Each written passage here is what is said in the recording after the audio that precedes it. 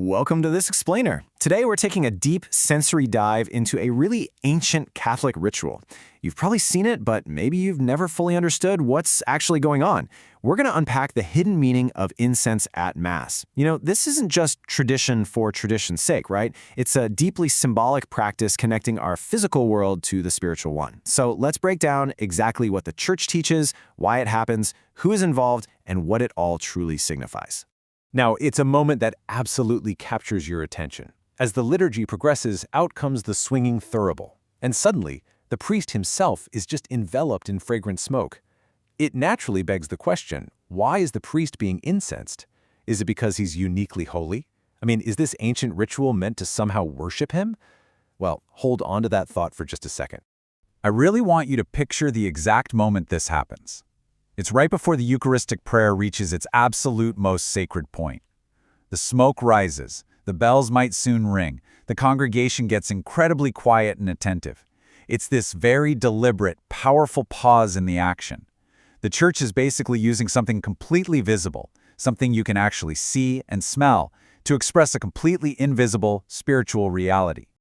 So, let's get into Section 1, the mystery of incense. The Church teaches that using incense in the liturgy is a visible sign of three very specific things: honor, reverence, and prayer. When that fragrant smoke fills up the sanctuary, it acts as a physical tool designed to communicate a profound spiritual truth. It elevates the entire moment, telling everyone in the room that something incredibly important, something literally sacred, is happening right in front of them. Moving right along to Section 2, honor versus adoration. Catholic theology makes a crystal clear distinction right here, and it's a huge one. Adoration is the worship of the divine, and that is directed to God and God absolutely alone. Liturgical honor, on the other hand, is directed to the minister or to sacred objects. The priest gets incensed because he presides over the Eucharistic celebration in the person of Christ the head. So he's receiving liturgical honor because of his sacred office, definitely not because he's divine. The crucial takeaway is this: if you're ever sitting there watching a priest being incensed, and you think to yourself, wait, are Catholics worshiping the priest right now? The answer is a definitive, flat-out no.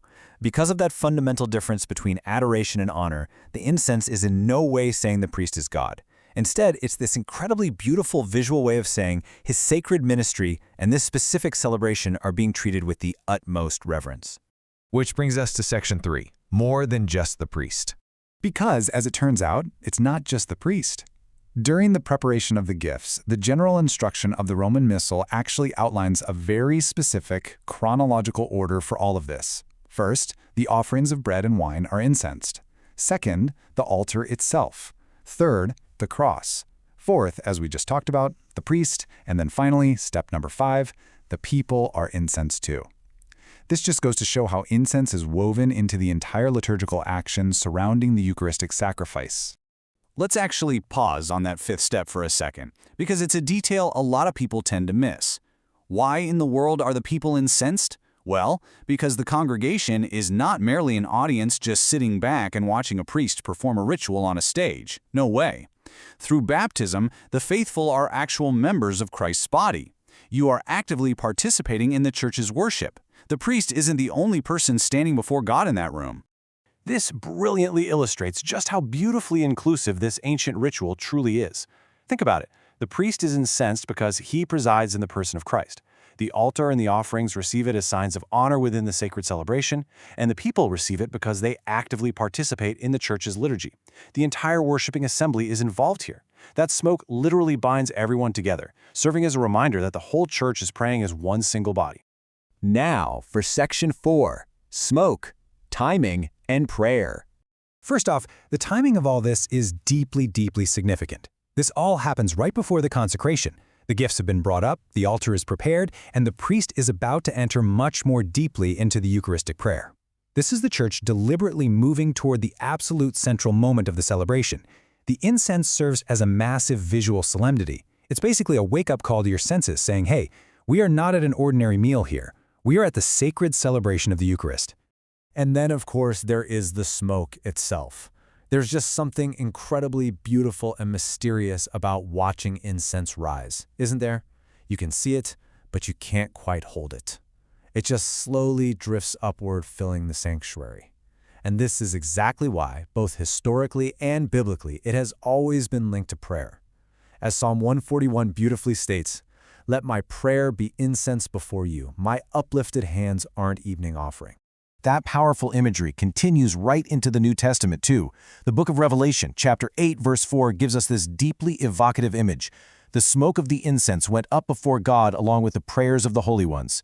When the priest and the people are surrounded by that rising smoke, they're actually standing inside a living, breathing, visual reminder that their prayers are physically being lifted straight toward heaven. So, to bring this all together, why exactly is that thurible swinging at Mass? Well, number one, it directs our attention to the sacred mystery being celebrated. It tells us to pay attention. Number two, it shows liturgical honor and reverence for the offerings, the altar, the priest's sacred ministry, and for the baptized faithful. Remember, it is definitely not the worship of a man. And number three, it beautifully visualizes our collective prayers rising up to God. Next time you see that smoke rising around the sanctuary, don't just watch it drift away. Remember what it's saying to you without using a single word. It's saying, this is sacred. These prayers are being offered to God. We are standing in the presence of the mystery of our salvation. Which leaves us with a pretty profound question to ponder.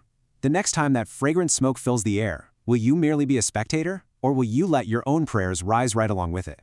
Thank you so much for joining me for this explainer. Keep learning, and I'll catch you next time.